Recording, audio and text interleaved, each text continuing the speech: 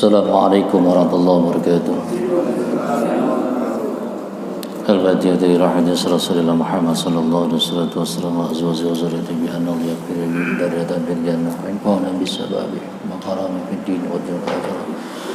Khususan saya Imam Wahab as-Sakani wa usulihim wa qur'ihim bi anna Allah yaghfir lil darajatin fil jannah wa infa'na bis sababi maqaram fid din wa dunya akhirah. أسابقكم الله الفاتحة. أعوذ بالله من الشيطان الرجيم. بسم الله الرحمن الرحيم. الحمد لله رب العالمين الرحمن الرحيم مالك يوم الدين. إياك نعبد وإياك نستعين اهدنا الصراط المستقيم صراط الذين أنعمت عليهم غير المغضوب عليهم ولا الضالين. رب اغفر لنا ولوالدينا آمين. Alhamdulillah rabbil alamin wassalatu wassalamu ala asrafil anbiya'i wal mursalin sayyidina wa habibina wa syafi'ina wa maulana Muhammadin khataman nabiyyin wa ala alihi wa sahbihi wa barik wa sallim ajma'in amma ba'du. Qala Allah Ta'ala fil Qur'anil Karim wa asdaqal qailin. A'udzu billahi minasyaitonir rajim. Bismillahirrahmanirrahim. Wa ma kana al-mu'minuna liyanfiru kaffatan falawla nafara minhum firqatin ta'ifatun yatafakkaru fid-din wa liyunziru qaumahum idza raja'u ilaihim la'allahum yahdharun. Wa in asdiqal hadisi bi kitabillah afdalul huda huda Muhammad sallallahu alaihi wasallam wa sarul umur muhdatsatiha wa kullu muhdatsatin bid'atun wa kullu bid'atun dalalah wa kullu dalalatin finnar. Wa kama qala mu'alim rahimahumullah Syekh Abdul Wahhab As-Sa'arani fi wasiyatul Mustafa nawadallahu wa iyahum bi'ulumihi wa 'alamahu fi din amin adana. Faslun fil dhammid dunya Sahifa 14 halaman 14 baris kedua dari bawah. Ayol hadirin kiram, para alim wal ulama, para asatidzah wal hujjah, para tokoh masyarakat ini sebuah tuan-tuan guru sekalian yang dimuliakan Allah. Tidak dapat disebutkan satu persatu namanya, namun tidak mengurangi rasa hormat dan ta'zim saya segenap pengurus Masjid Al-Mujahidin serta jemaah sekalian yang dimuliakan Allah. Tidak ada kata yang pantas yang bisa kita aturkan pada kesempatan pagi hari ini kecuali unta yang rasa syukur kita kepada Allah, di mana kita masih diberikan oleh Allah kesempatan dengan berbagai macam karunia kenikmatan. Dan mudah-mudahan kenikmatan yang Allah berikan ini mampu kiranya kita manfaatkan dengan penuh kesungguhan untuk betul-betul menjadi hamba-hamba yang isti'anu fi ahkami syariah. Salawat dan salam juga kita haturkan kepada penghulu alam baginda Nabi Muhammad sallallahu alaihi wasallam, yang kita berharap mudah-mudahan kita sekalian diaku Rasulullah sebagai umatnya istiqomah dalam melaksanakan segala perintah dan ajaran beliau, dan mudah-mudahan kita sekalian diberi oleh Allah kesempatan untuk bisa berziarah ke tempat kelahiran beliau di kota Makkah Al-Mukarramah serta berziarah ke makam beliau di kota Madinatul Munawwarah. Asbab mahabbah kecintaan kita mudah-mudahan menjadi wasilah kita untuk mendapatkan syafaatul uzma ila yaumil qiyamah. Amin ya rabbal alamin. Wa qala mu'allim rahimahumullah faslun fi dhammid dunya. Fizdamid dunya, pasal yang menerangkan tentang dhammid dunya, pengecaman, ya. Dhammid dunya, kecaman terhadap dunia.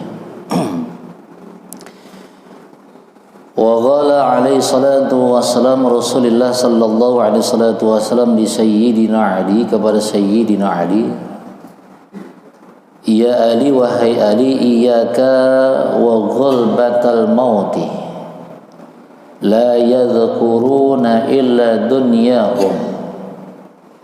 Faqala Ali, wa ma hum ya Nabiyallah? Qala la ghina. Qala al-aghniya'u wa ashabud dunya alladzina tarahum muqbilina ala jam'iha ka iqbalil walidati ala walidiha wa ulaika humul khasiruna ghada. Bersabda Rasulullah sallallahu alaihi wasallam kepada Sayyidina Ali dalam pasal pengecaman terhadap dunia, ya Ali, wahai Ali, iyyaka, waspada, berhati-hati, qablatal maut, terhadap orang yang enggan akan mati. Ghaflah itu maknanya adalah orang yang punya derajat, ya. Tapi ghaflah di sini ghaflatal maut, orang yang enggan akan mati. La yadhkuruna, tidak ada yang dia ingat, illa dunyahum, kecuali dunia mereka. Faqala, maka berkatalah Sayyidina Ali karamallahu wajhah, wa ma hum ya Nabiyullah, siapakah mereka ya Rasulullah? Orang yang enggan mati, yang tidak pernah ingat akan kematian, yang dia ingat hanyalah masalah dunia. Qala, maka bersabda Rasulullah sallallahu alaihi wasallam, al-aghniya, mereka adalah orang-orang yang kaya. Wa ashabud dunya, yang menjadi budak dunia. Ashabud dunya itu ahli dunia, budak dunia.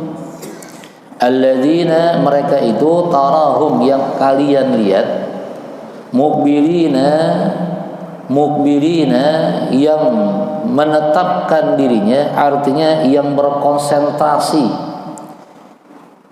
yang bersungguh-sungguh ala jam'iha, untuk mengumpulkan kekayaan dunia. Ka iqbalil walidati, sebagaimana bersungguhnya orang tua ala walidiha, terhadap anaknya. Wa ulaika humul khasiruna ghadan, dan mereka itu khasiruna, orang-orang yang rugi, ghadan, yang akan datang. Di kehidupan yang akan datang mereka adalah orang-orang yang rugi. Jamaah kaum muslimin rahimakumullah, di pagi hari ini kita menyikapi tentang dunia. Bukan berarti kita tidak boleh meninggalkan dunia, bukan tidak boleh begitu saja meninggalkan dunia, karena dunia ini biar bagaimanapun juga adalah majra'atul akhirah, jembatan untuk menuju akhirah. Wala tansa nasibaka minad dunya, dan janganlah kita meninggalkan kehidupan kita di alam dunia. Hanya saja yang harus kita ketahui bahwa dunia ini hanyalah sifatnya sementara. Sifat yang sementara ini pastilah akan kita tinggalkan. Maka akan ada satu kehidupan yang paling abadi, kehidupan yang kekal, yang bernama akhirat. Dan kehidupan akhirat itu adalah kehidupan yang jangka waktunya tidak terbatas.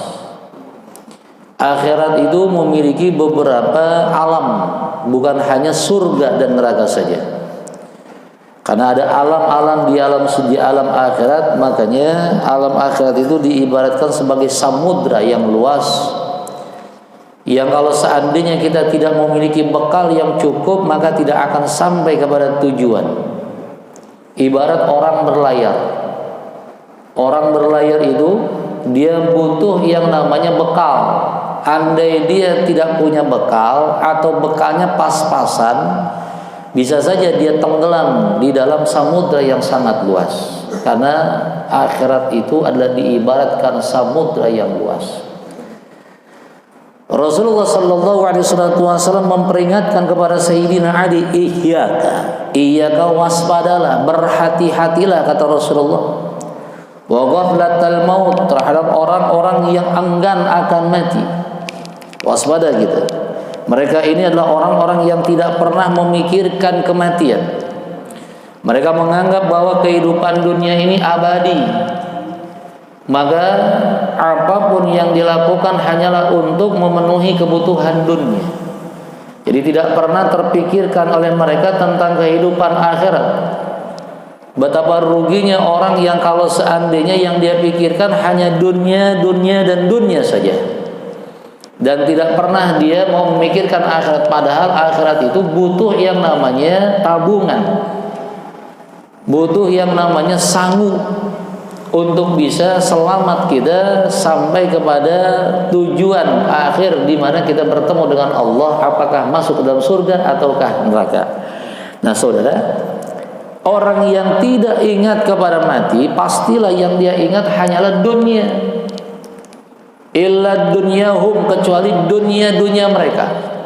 Ya. Jadi segala sesuatunya itu selalu ditakar dengan urusan dunia. Maka yang ada pada pikirannya adalah untung dan rugi. Kalau dia melakukan perbuatan, dia melakukan amal yang ada pada benak pikirannya, bagaimana dia mendapatkan untung. Ya, tidak ada istilah bagaimana dia mendapatkan keridhaan Allah Subhanahu wa taala. Jadi apa yang dia pikirkan, amal-amal yang dia kerjakan bukanlah untuk mengharap keridhaan Allah, tapi adalah untuk mendapatkan keuntungan dunia. Alangkah ruginya. Sementara dunia ini sifatnya sementara, ya. Dunia ini enggak lama, kelak akan kita tinggalkan. Kita ke alam dunia tidak membawa apa-apa. Nanti pun ketika kita meninggalkan dunia pun tidak ada yang kita bawa. Yang kita bawa hanyalah amal yang kita kerjakan. Harta yang kita punya kagak kita bawa. Kehidupan dunia yang begitu gemerlap yang kita dapatkan tidak akan kita bawa. Yang kita bawa hanya 3 helai kain kafan yang akan masuk bersama dengan kita ke dalam alam barzah. Ya, kagak ada yang kita bawa. Harta, tanah yang banyak, yang luas, rumah yang megah, mobil dan sebagainya, bahkan jabatan kita pun nggak akan kita bawa. Ya, yang kita bawa jabatan adalah almarhum. Nggak kita dapatin tuh gelar-gelar kita nggak akan kita bawa. Yang kita bawa ada gelar almarhum. Ya, karena kita sudah meninggalkan alam dunia, kita sudah mati. Kita akan bertemu dengan Allah. Kita akan mempertanggungjawabkan semua amalan-amalan kita di alam dunia. Andai amalan kita bagus, andai amalan kita baik, maka insya Allah kita akan selamat hidup. Tapi kalau seandainya di dunia yang kita kejar hanya dunia, dunia dan dunia saja, tidak pernah kita mempersiapkan diri untuk menghadapi al-maut, mempersiapkan diri untuk bertemu dengan Allah, maka kita akan menjadi manusia yang rugi. Sayyidina Ali berkata kepada Rasulullah, "Mahum ya Nabi Allah, siapakah mereka ya Rasulullah?" Mereka itu agniya, orang-orang kaya. Agniya, orang-orang kaya, orang kaya yang lupa dengan akhirat. Orang kaya itu kalau lupa dengan akhirat berarti orang kaya yang tidak bersyukur kepada Allah. Ya.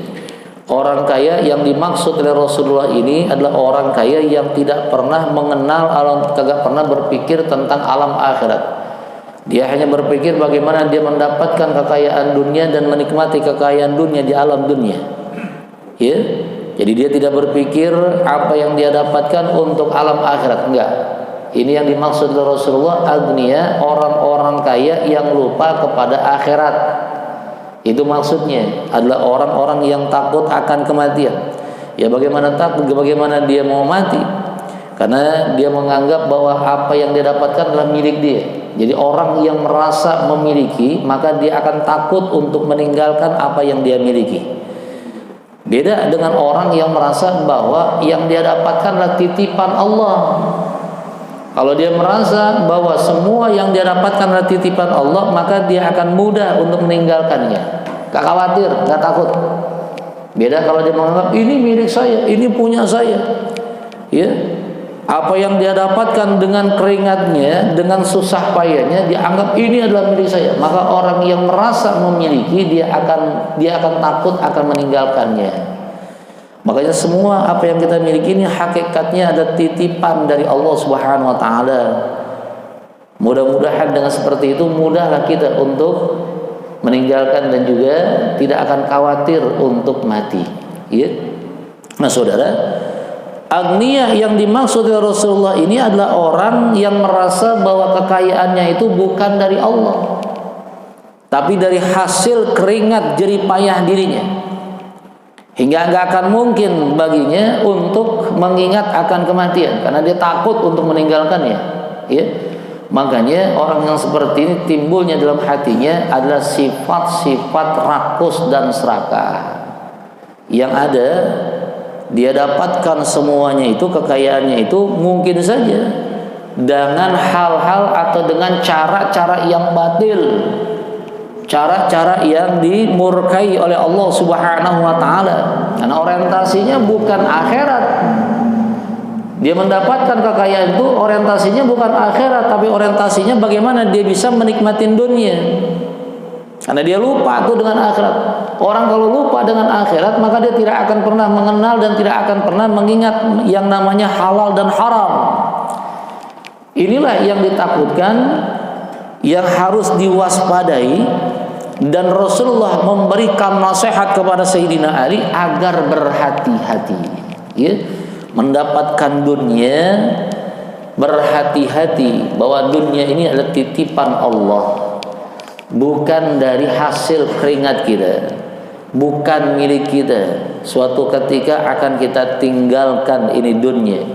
Kita tinggalkan semua kesenangan-kesenangan dunia, dan kita akan menghadapi satu masa, menghadapi satu tempat, satu keadaan yang berbeda dengan keadaan dunia, di mana tidak ada lagi kebohongan, ya, di mana tidak ada lagi ketidakadilan. Yang jelas akhirat adalah tempat yang jauh dari keadaan alam dunia, dan tempat itu hanya bisa kita nikmati dengan apa yang kita kerjakan di alam dunia.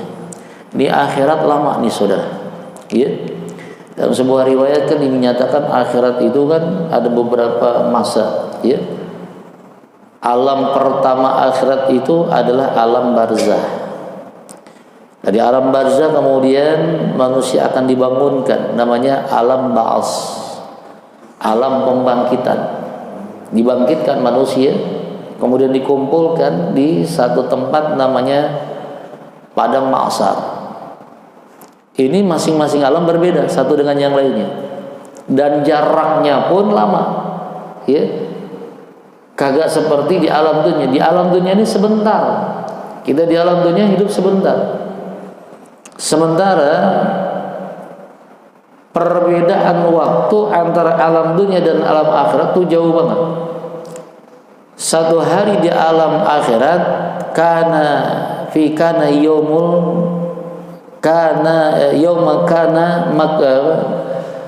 satu hari di alam akhirat itu sebanding dengan 50.000 tahun alam dunia. Yauma kana miqdaru 50 alfa sanatin. Ya. Satu hari di alam dunia sebanding dengan 50.000 tahun. Satu hari di alam akhirat sebanding dengan 50.000 tahun di alam dunia. Itu perbandingannya luar biasa. Ya. Alam namanya alam kubur, ini sampai ke alam bahas, alam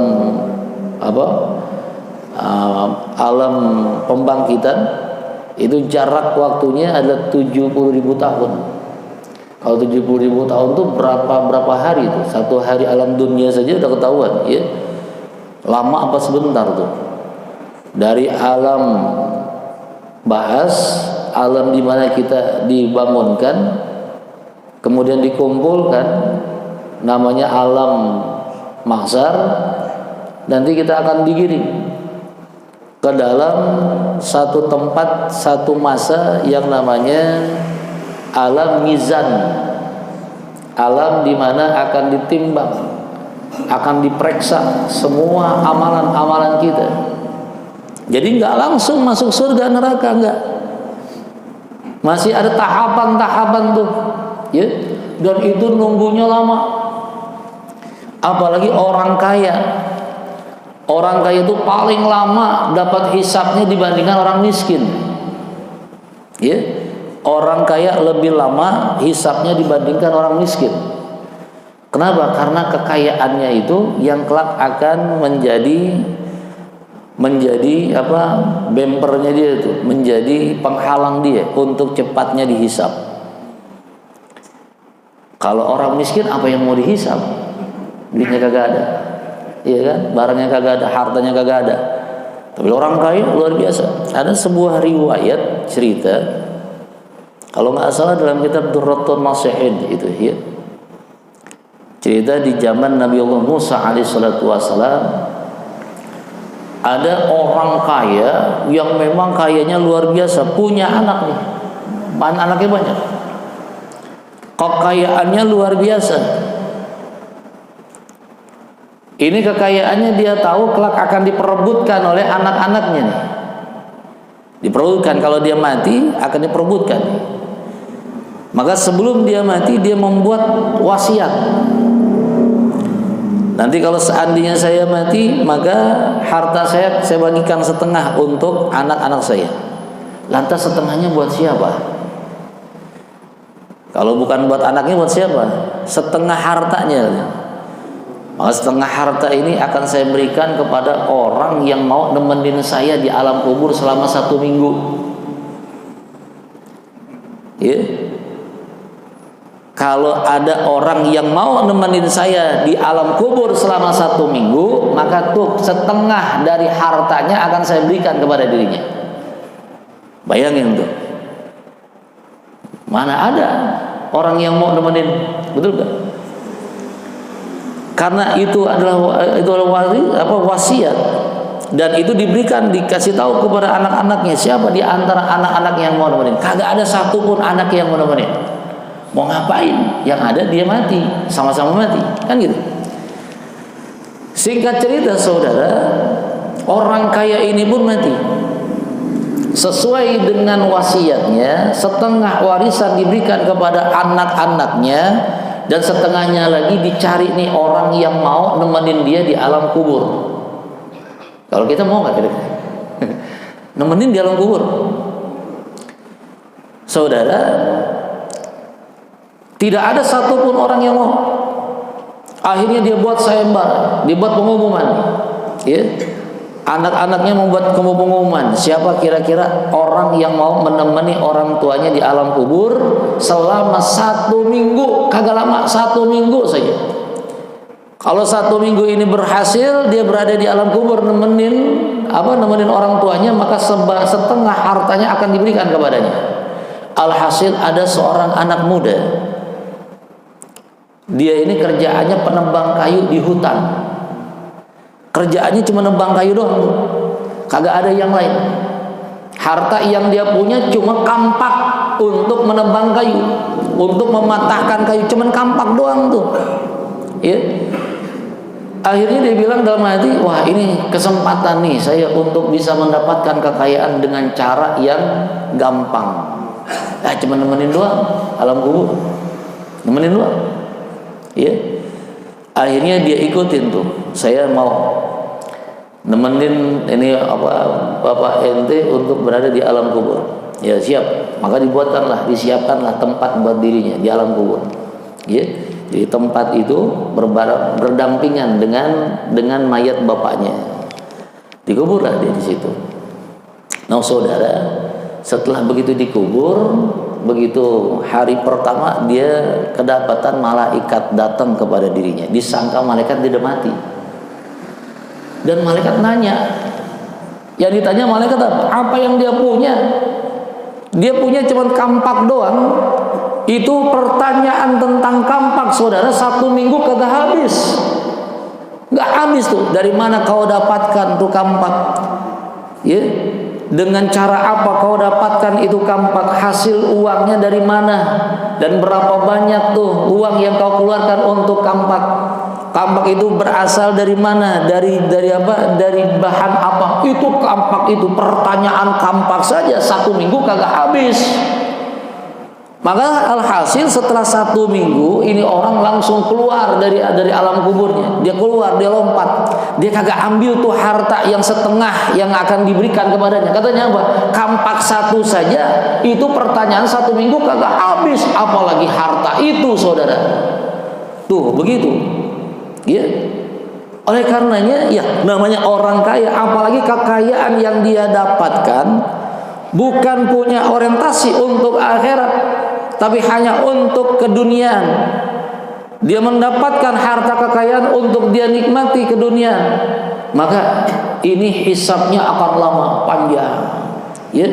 Namun ingat, bukan berarti kita nggak boleh kaya. Ya, bukan nggak berarti nggak boleh kaya, boleh kaya. Tapi kekayaan kita orientasinya alam akhirat. Hingga kalau seandainya kita mendapatkan kekayaan itu, betul-betul kekayaan itu dari hasil yang halal, yang telah disyariatkan oleh agama, tidak menyimpang dari hukum-hukum Allah. Tapi betul-betul kita dapatkan dengan keringat kita, dengan cara-cara yang halal, yang diridhoi oleh Allah Subhanahu wa taala. Nah, kalau orang yang kayanya dengan cara seperti ini, maka insya Allah di dalam hatinya akan timbul sifat-sifat sakhiyun. Sifat sakhiyun inilah yang kelak akan menyelamatkan dirinya, ya. Karena sifat sakhiyun ini sifat yang mau berbagi, sifat yang punya kepedulian, sifat yang mau membantu kesulitan orang. Sakhiyun itu ada sifat dermawan, ya. Tidak ada rasa bakhil dalam dirinya, karena dia menganggap bahwa harta yang dia dapatkan, kekayaan yang dia dapatkan adalah titipan dari Allah Subhanahu wa taala, dan dia akan menabung untuk akhiratnya, dan dia akan mengharapkan kelak dia pun akan bisa menikmati harta yang dia dapatkan di alam dunia ini untuk kehidupan akhirat. Itu adalah orang-orang yang betul-betul menjadikan kekayaannya sebagai amanah yang diberikan oleh Allah kepadanya, hingga dalam dirinya sifat sakhiyun itu timbul. Saudara, sifat sakhiyun ini adalah salah satu sifat yang memang diirikan oleh Jibril alaihissalatu wassalam. Di dalam hadis Rasulullah sallallahu alaihi wasallam bersabda, tamanni Jibril alaihi wasallam ayyakuna min bani Adam li sab'i khisalin. Ada 7 perbuatan yang akan membuat Jibril itu ngiri kepada manusia. Yang salah satunya ada sakyul ma, mau berbagi. Sakyul ma bisa memberikan air minum kepada orang yang membutuhkan. Ini paling kecil adalah orang mampu memberikan air minum kepada orang yang membutuhkan minum. Itu paling kecilnya itu sakhiyun, sifat sakhiyun itu.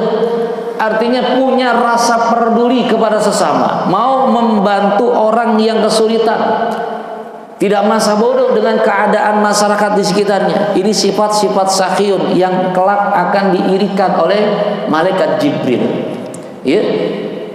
Nah, kalau kita kagak punya ini sifat seperti gini, jangan harap kita akan mendapatkan keuntungan dunia dan keuntungan akhirat. Karena orang yang sifat sakhiyun ini, selain dia beriman kepada Allah, dia yakin dengan apa yang telah tertulis dalam Al-Quran. Ya, karena kan kalau orang yakin dan percaya dengan apa yang disampaikan oleh Nabi dalam Al-Quran, maka dia akan mampu menjadikan dirinya sebagai orang-orang yang mampu mengamalkan apa yang diperintahkan oleh Allah. Allah memerintahkan kepadanya untuk bersedekah, untuk berbagi. Karena dalam bersedekah itu ada keuntungan yang diberikan oleh Allah sebanyak 700 keuntungan. Ya. Keuntungan itu akan dinikmati bukan hanya di alam dunia, namun juga di alam akhirat. 700 keuntungan tuh yang diberikan oleh Allah dari apa yang kita keluarkan. Masalul ladzina yunfikuna bi amwalihim fi sabilillah. Kamasali habbata sab'ah sanabila fi kulli sumbulatin mi'atu habbah. 700 keuntungan yang akan diberikan oleh Allah kepada orang yang mau berbagi, orang yang mau bersedekah, orang yang mau peduli kepada orang lain. 7 keuntungan, 700, kagak tanggung-tanggung, saudara. Orang yang beriman sajalah yang akan yakin dan percaya dengan ini. Kalau nggak beriman nggak mungkin percaya, nggak mungkin yakin, betul nggak? Ya, keuntungan itu sebagian ada dinikmati di alam dunia, sebagiannya lagi kelak akan dinikmati di alam akhirat. Nah, saudara, Rasulullah menyatakan agonia, orang kaya yang lupa kepada kematian, orang kaya yang lupa kepada negeri akhirat. Wa ashabul dunya, dan orang yang menjadi budak dunia, ya, dia kagak percaya dengan nikmat yang diberikan oleh Allah, dengan rezeki yang diberikan oleh Allah, hingga dia kejar dunia dan meninggalkan semua apa-apa yang diperintahkan oleh Allah Subhanahu wa taala. Udah datang waktu sholat masih saja mencari dunia. Ya, apalagi sekarang ini banyak sekali orang-orang yang memang ingin menjauhkan umat Islam dari pelaksanaan ibadah. Salah satu contohnya itu aplikasi Gojek tuh, lihat. Kalau saat-saat menjelang waktu Jumat, ya, biasanya itu orderan banyak tuh. Udah orderan banyak dan juga dapat bonusnya tinggi. Betul nggak? Kalau orang yang cintanya dunia, dia nggak mau tuh sholat Jumat. Ya, kenapa? Pertama orderannya banyak, keduanya dapat bonus besar. Tuh begitu tuh. Orang-orang kafir memang ingin menjauhkan umat Islam dari ketaatan kepada Allah. Kalau kita mencari dunia dengan meninggalkan apa yang diperintahkan oleh Allah, jangan harap kita akan mendapatkan keberkahan dari rizki yang Allah berikan.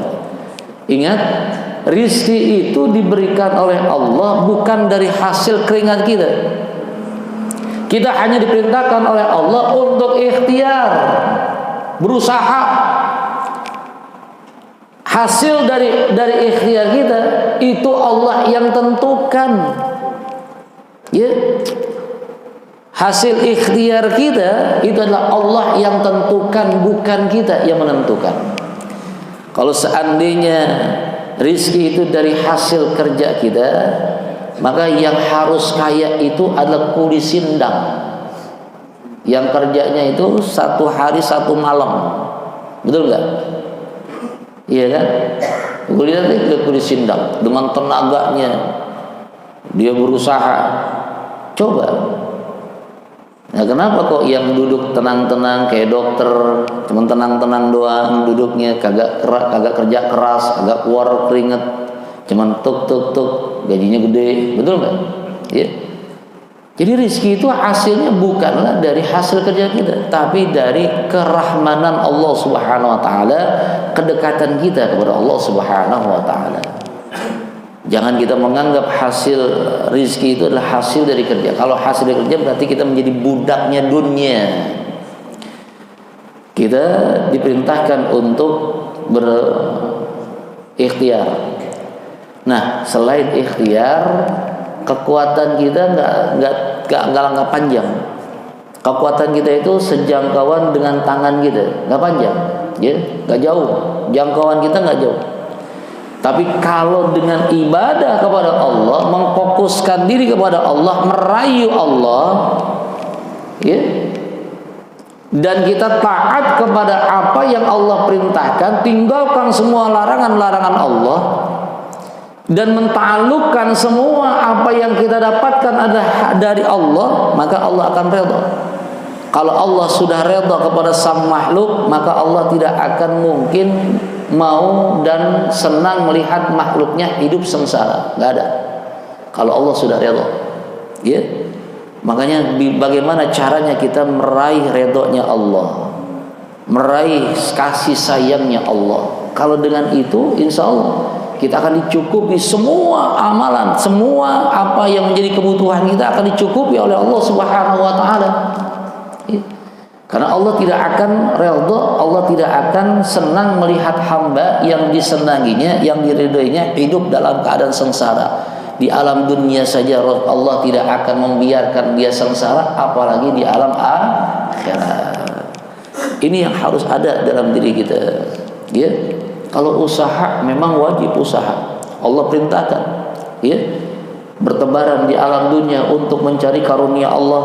Tapi ingat, masalah hasilnya bukan dari hasil kerja kita, bukan dari apa yang kita kerjakan, tapi semuanya itu adalah dari keridhaan Allah, kemahasayangnya Allah, kemaharahmannya Allah kepada sang makhluk. Nah, ini yang harus kita kerjakan. Jadi kalau seandainya kita berikhtiar tanpa kita berdoa, kita berikhtiar tanpa kita taat tunduk kepada aturan Allah, jangan harap kita mendapatkan dunia, ya, dengan keberkahan. Bisa jadi kita misalnya berusaha dengan tenaga kita, dengan apa yang kita punya, kita jauh dari Allah, kita tidak pernah taat kepada Allah. Bisa jadi kita mendapatkan harta yang banyak, tapi harta itu namanya istijrat. Ya, istijrat itu adalah kenikmatan yang diberikan oleh Allah, tapi sebagai bentuk murkanya Allah kepada dirinya. Allah kasih rezeki, Allah cukupkan semua kebutuhan, tapi dia jauh dari Allah. Ya, jauh dari Allah. Kagak pernah duduk di majelis ilmu. Kayaknya kalau mau duduk di majelis ilmu, badan kayaknya rasanya capek banget. Ya, sholat berjamaah kagak mau, malas luar biasa. Coba kalau kita lihat tanda-tanda orang dijauhi sama Allah itu adalah orang yang tidak pernah malam bangun atau bangun malam.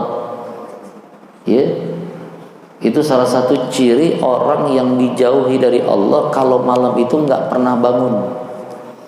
Kalau kita masih dibangunkan di waktu malam, berarti masih ada kesempatan Allah sayang sama kita. Meskipun bangun malam cuma mau ke kamar mandi. Iya. Pokoknya kalau yang namanya dibangunkan di kala malam itu salah satu caranya itu salah satu upaya Allah masih sayang sama kita. Kalau malam dibangunin jam 3 lah atau jam 2 lah, ya, dibangunin. Karena yang membangunkan manusia di alam tidur kan Allah, betul kan? Iya kan? Orang tidur itu ibarat mati. Yang membangunkan siapa? Bukan kita yang membangunkan, Allah yang membangunkan. Bukan asbab karena ada kucing berantem di atas loteng, bukan. Itu cuma asbab saja, wasilah saja. Bukan karena kita tebelet pipis, ya. Saking mungkin karena sekarang ini dingin, sedang dinginnya akhirnya maunya pipis. Kemudian kita terbangun, bukan karena asbab itu. Itu adalah asbab yang diberikan oleh Allah, cara Allah untuk membangunkan kita. Kalau seandainya kita tidur bablas terus, ya, tiap hari tidur sampai dengan jam 6, jam 7, sholat subuhnya kesiangan terus, malamnya gak pernah bangun, itu tanda Allah lagi benci sama kita. Allah gak pengen melihat kita. Karena kalau malam itu terbangun, itu kan seakan-akan Allah sedang membangunkan untuk melihat, ya. Allah sedang rindu sama kita tuh. Kalau orang yang beriman menyikapi itu ketika dia terbangun, ya, meskipun hanya melaksanakan sholat min halabil kalbun, ya, min halabis satun, hanya sebatas pemperasan susu kambing, artinya sholat 2 rakaat saja, sebagai bentuk kita melaporkan diri kita kepada Allah, agar kita dilihat sama Allah. Gitu doang udah, ya. Rasulullah menyatakan min halabis satun, meskipun hanya sekedar perasan susu kambing saja, artinya 2 rakaat saja dah, 2 rakaat sholat 2 rakaat saja di kala malam kau terbangun, sholat 2 rakaat, laporan kepada Allah, itu saja udah, ya, sebagai bentuk laporan, karena Allah sedang rindu kepada kita. Makanya kalau kita terbangun dari tidur kan, pertama yang harus ada dalam diri kita adalah memuji kebesaran Allah. Ya, bangun, kemudian kita baca alhamdulillahilladzi ahyana, yang telah menghidupkan kami ba'da, setelah, ma amatana, setelah kami mati. Kan gitu doanya tuh. Jadi begitu kita bangun, kagak ada yang lain. Meskipun cuma mau ke kamar mandi, tetap baca tuh. Awali bangunnya kita, terbukanya mata kita dengan memuji Allah. Ya, dengan kalimat alhamdulillahilladzi ahyana ba'da ma amatana wa ilaihil nusur. Ustaz lupa saking kebeletnya. Ya setelahnya masuk kamar mandi, kemudian kembali lagi baca dulu dah tuh, ya. Mulain buka mata kita dengan memuji Allah Subhanahu wa taala. Kenapa? Karena Allah sedang rindu sama kita. Kalau orang yang kagak pernah malam itu terbangun, dia merasa oh saya tidur enak, saya kagak punya penyakit, ya. Tidur enak. Nah, ini tanda-tanda Allah lagi mau jauh sama dia nih. Hati-hati, ya. Jadi hati-hati kalau seandainya kalau malam kagak dibangunin, hati-hati. Banyaklah kita bermawas diri. Kira-kira dosa kita apa nih kepada Allah? Apakah istighfar kita kurang? Ya, perbanyaklah kita istighfar pada Allah. Karena ini tanda Allah lagi benci sama kita. Allah lagi mau menjauh sama kita. Ya. Nah, ini satu tanda. Kalau ulama menyebutnya begitu.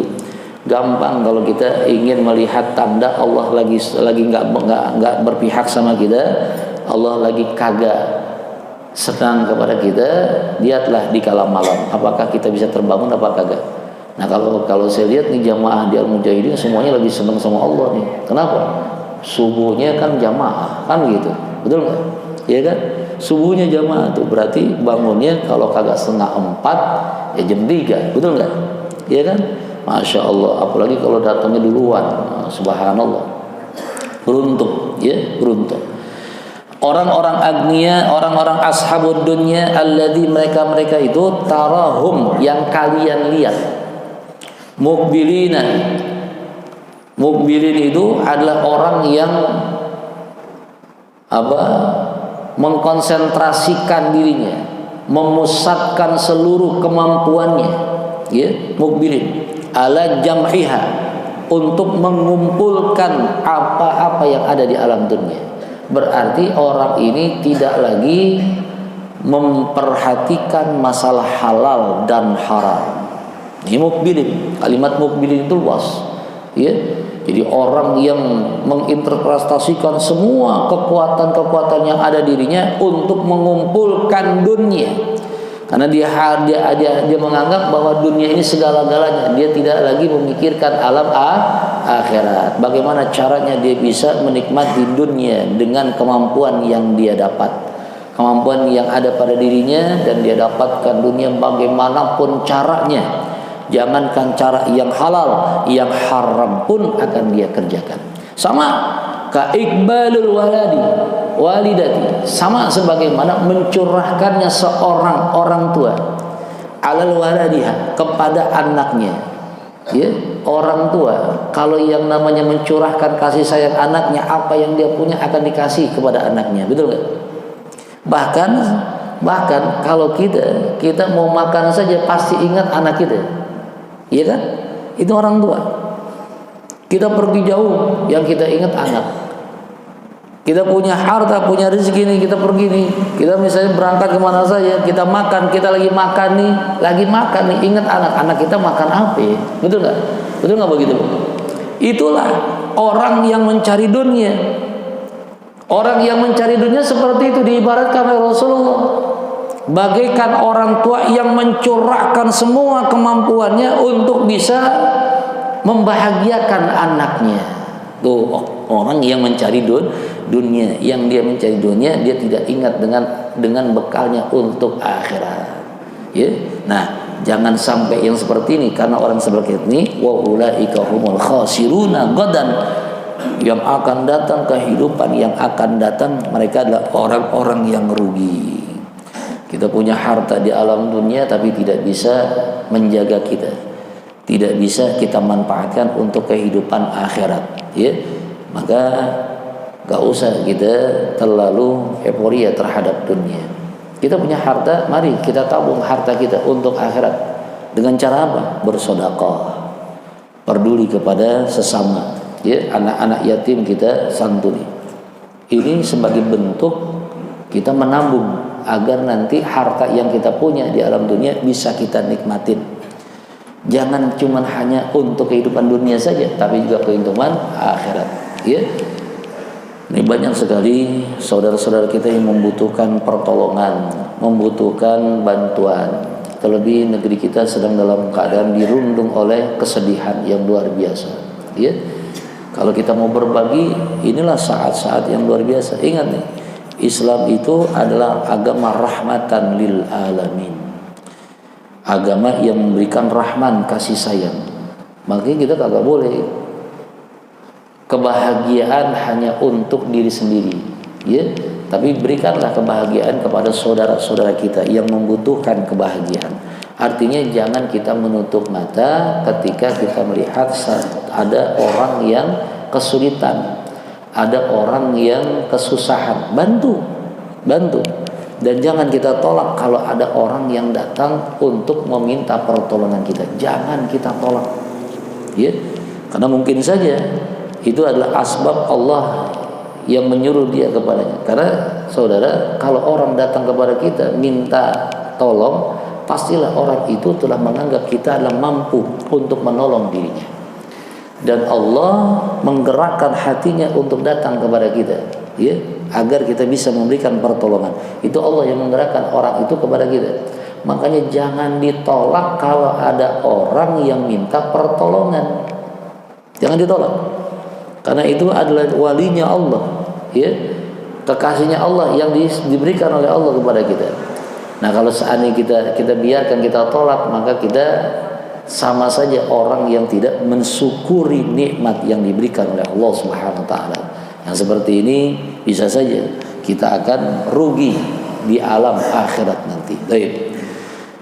Wa qala al-Mustafa, terus aja. Wa qala al-Mustafa sayyidi Rasulullah Muhammad sallallahu alaihi wasallam li sayyidina Ali, faslun fi ta'rifi ahwalin nas.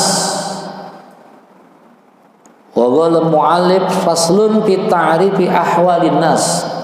Fasal yang menerangkan tentang ta'rif. At-ta'rif maknanya pengetahuan, pemahaman.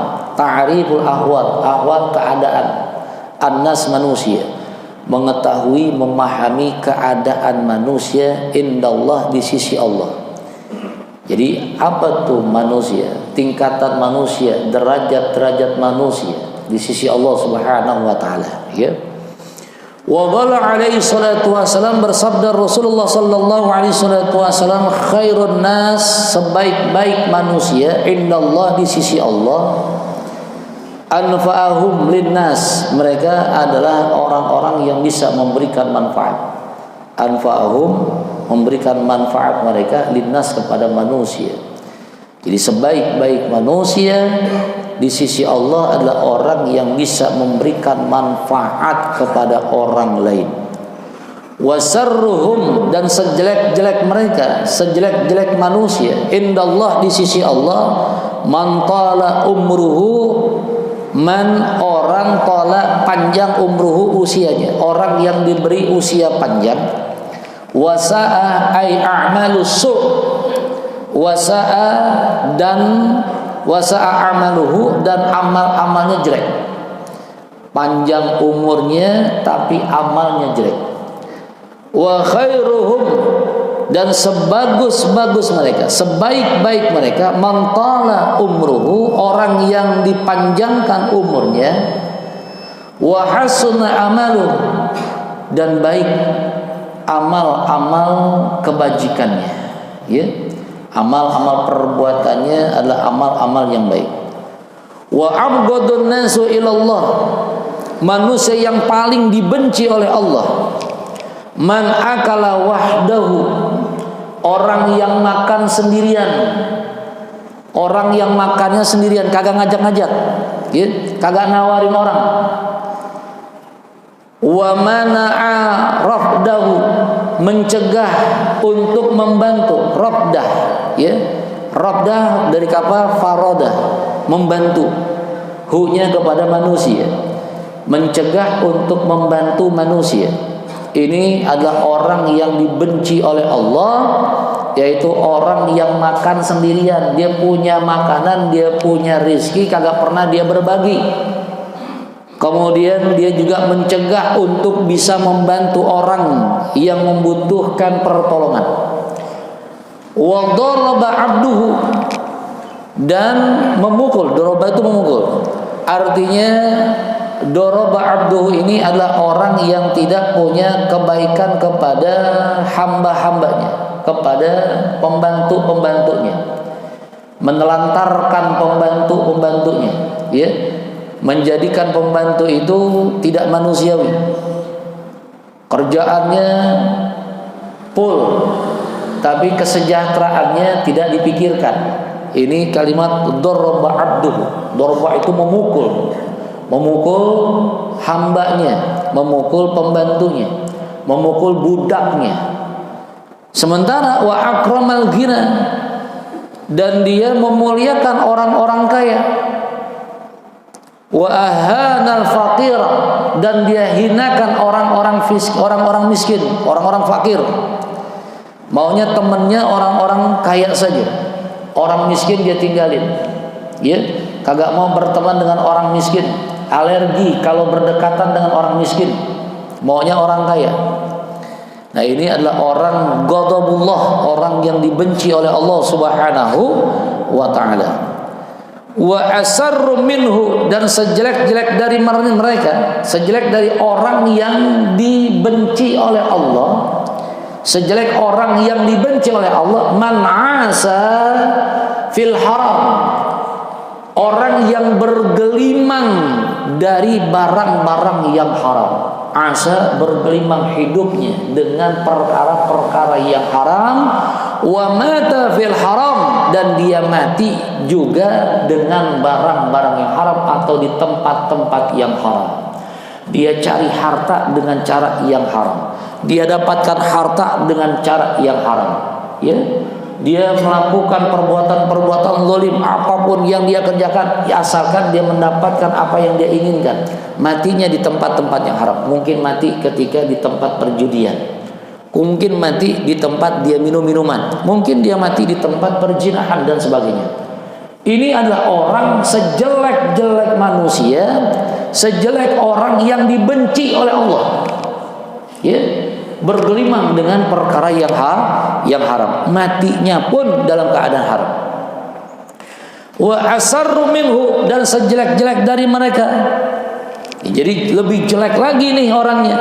Man tala umruhu wa sa'a fi'luhu, yaitu orang-orang yang diberi oleh Allah umurnya panjang, wa sa'a ay a'malus su', dan amal-amalnya adalah amal-amal yang jelek, amal-amal yang mengandung kemurkaan Allah Subhanahu wa taala. Wala yatubu amma nahahu Allah, dan mereka tidak pernah mau bertobat amma dari perkara naha, yang dibenci atau yang dilarang oleh Allah Subhanahu wa taala. Tidak ada perasaan mau tobat kepada Allah, ya, enggak mau tobat sama Allah, anhu dari dirinya. Wa huwa yatma'u fi maghfirati, hanya saja mereka masih mengharap. Yatma dari kalimat toma. Toma itu adalah orang yang rakus kepada maghfirah Allah. Dia tahu Allah Maha Pemaaf, dia tahu Allah selalu membukakan pintu tobat kepada siapapun hambanya yang bertobat, tapi dia nggak mau bertobat. Ya, ini sejelek-jelek manusia yang dimurkai oleh Allah, yang dibenci oleh Allah. Udah dikasih umur panjang, tapi amalnya tidak ada amal yang baik, tidak ada amal yang mengarah kepada kebajikan. Yang hanya ada pada dirinya, di dalam kehidupan dirinya adalah perbuatan-perbuatan maksiat kepada Allah. Dia tahu Allah Maha Pengampun, tapi dia tidak pernah mau bertobat kepada Allah. Ya, makanya inilah sejelek-jelek manusia, sejelek-jelek manusia yang dimurkai oleh Allah Subhanahu wa taala. Ada lagi derajat manusia, tingkatan manusia, keadaan manusia. Wa asarru minhu, sejelek-jelek manusia dari ketiganya tadi, man adhara sadaqah, aman adhara sadaqata, orang yang menampakkan sedekah, menampakkan persahabatannya. Sedekah bukannya sedekah ya di sini. Sedekah adalah asdiqah, teman, bersahabat, menampakkan persahabatan li akhihil muslim, kepada saudaranya sesama muslim. Dia tampakkan tuh persaudaraannya. Dia tampakkan kecintaannya kepada saudaranya sesama muslim. Namun wa yudabbiru lahu khilafaha. Yudabbira dari kalimat dabbara, mempersiapkan lahu kepada saudaranya khilafah, yaitu khilafah adalah perselisihan kepada saudaranya. Dia tampakkan tentang persaudaraan, tapi dia selalu membuka aib aib saudaranya. Dia tampakkan persaudaraan, persahabatan, tapi dia menggunjing tentang kesalahan dan juga kelemahan saudaranya. Ini adalah sejelek-jelek manusia, ya, sejelek-jelek manusia di sisi Allah. Karena yang namanya saudara, teman, sahabat, saudara itu bisa memberikan kita manfaat, ya. Bukan hanya di alam dunia, di alam akhirat yang namanya sahabat itu bisa memberikan syafaat. Makanya kita diperintahkan untuk mencari sahabat yang mendatangkan manfaat, sahabat yang menunjukkan kita kepada keridhaan Allah, membawa kita untuk dekat kepada Allah. Karena nanti sahabat itu akan membawa kita, akan memberikan syafaat kepada kita di yaumil akhirat. Ini sahabat. Jangan dianggap sahabat cuma sekedar sahabat saja, ya. Tidak, sahabat itu bisa membawa kita, bisa memberikan syafaat kepada kita. Nah, makanya kita diperintahkan berhati-hati di dalam mencari sahabat. Karena ada sahabat yang hanya kamuflase. Dia bilang katanya dia sayang sama kita. Dia bilang karena kita ini sahabat dia ingin berkorban untuk kita. Tapi pada dasarnya dia sedang mencari kelemahan kita. Pada dasarnya dia ingin memblok up atau ingin membuka rahasia-rahasia kelemahan-kelemahan kita. Nah, inilah sahabat yang seperti ini adalah orang yang paling jelek di antara orang-orang yang jelek tadi. Dan ini adalah makhluk yang dimurkai oleh Allah, yang dibenci oleh Allah Subhanahu wa ta'ala. Wa asarru minhu, dan sejelek-jelek dari mereka pula, man dhahaba awala umrihi ghaflatun. Man dhahaba, orang yang meninggalkan, orang yang kabur, ya, dhahaba kabur atau pergi. Awalu umruhu, pada awal umurnya. Jadi anak muda atau orang yang masih muda dia tinggalkan, ghaflahu. Ghaflahu itu lalai. Jadi usia muda dia lalaikan. Ini sejelek-jelek manusia adalah anak muda yang lalai kepada perintah Allah. Wa akhiruhu kasalun an ta'atillahi ta'ala. Dan pada akhirnya ketika dia tua, dia malas untuk taat kepada Allah. Nah, ini kalau orang udah tua, orang tua nyatanya semangat ibadah, nih alhamdulillah, ya. Udah tua nih usianya kita, udah kalau usia udah tua mau ngapain lagi kita? Betul nggak? Iya kan? Mau ngapain lagi kita? Masa udah tua kita masih berbuat maksiat?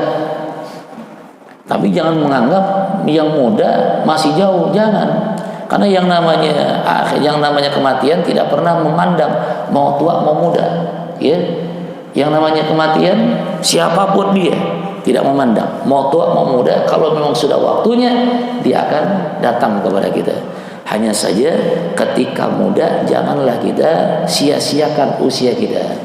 Kita lalai, ghaflah itu lalai dari perintah-perintah Allah. Ini adalah orang yang rugi. Orang sejelek-jelek manusia masa mudanya tidak dia manfaatkan dengan baik. Masa mudanya dia habiskan dengan hal-hal yang negatif atau hal-hal yang tidak manfaat, ya. Dia lalai dengan perintah Allah, dia lalai dengan syariat ajaran Rasulullah. Kamu juga ketika alam akhirnya, ketika tuanya, dia malas untuk taat kepada Allah. Ini sejelek-jelek manusia. Jadi tingkatan-tingkatan manusia bisa dilihat di sini, ya. Ada yang ada yang sebaik-baik manusia, yaitu orang yang bisa memberikan manfaat. Sejelek-jelek manusia di sisi Allah, orang yang diberikan umur yang panjang tapi amalnya jelek. Sebaik-baik manusia, orang yang diberikan oleh Allah umur yang panjang, kemudian amalnya penuh dengan kebaikan. Dan orang yang dibenci oleh Allah, tingkatannya ada tuh, ya, tingkatan-tingkatan yang lainnya. Dan mudah-mudahan kita termasuk adalah orang-orang khairun nas indallah. Amin ya rabbal alamin. Jamaah yang Allah Subhanahu wa taala, ini alhamdulillah dapat 2 pasal, ya. Wa faslun fil alamatil khair wallahu a'lam bishawab. Ada yang mau ditanyain? Cukup, ya. Para mau kabur, ya. Jalan-jalan. Insyaallah, ya. Saya minta doa nih. Nanti sekitar jam 11 saya akan berangkat ke Jawa Tengah. Minta doanya, mudah-mudahan sehat, ya. Dan juga karena saya mau harus cepat-cepat dari sana juga, saya mungkin safari ke Jawa Timur untuk memberi kabar kepada guru-guru saya. Karena tanggal 7 insya Allah saya akan resepsi pernikahan anak saya, ya. Minta doanya agar tidak ada halangan rintangan, diberikan oleh Allah kelancaran. Mau diundang nggak? Insya Allah datang, ya. Insya Allah, ya. Minta doanya. Baik, mari kita tutup dengan kita baca sama-sama baca doa. Bismillahirrahmanirrahim. A'udzubillahi minasyaitonir rajim. Bismillahirrahmanirrahim. Alhamdulillahirabbil alamin arrahmanir rahim maliki yaumiddin. Iyyaka na'budu wa iyyaka nasta'in ihdinas siratal mustaqim. Siratal ladzina an'amta 'alaihim ghairil maghdubi 'alaihim waladdallin. Bismillahirrahmanirrahim. Ya Rabbana tarafna bi annana tarafna wa annana asrafna ala al-'adha asrafna fatub 'alaina tawbah taghsil kull hawba wastur lana al-awrati wa aminir rawati waghfir liwalidina rabbi wa mawludina wal ali wal ikhwani wa sairil khillani wa kulli dhi mahabbah aw ziratin aw suhbah wal muslimina ajma amin rabbi yasma fadlan wa juda manna la biktisabi minna bil mustafa rasuli nahda bi kulli suri sallallahu wa sallam rabbi alaihi addal habbi wa alihi wa sahbihi idadatasi suhbi walhamdulillahi fil bad'i wa tanahi wa sallallahu ala sayyidina Muhammadin nabiyil ummi wa alihi wa sahbihi wa baraka wasallam. Subhana rabbika rabbil izzati amma yasifun wa salamun ala mursalin walhamdulillahi rabbil alamin. Waalaikumsalam. Assalamualaikum warahmatullahi wabarakatuh. Terima kasih sudah berkunjung di channel ini. Jangan lupa untuk like, komen, dan subscribe agar tidak ketinggalan pada video-video menarik lainnya.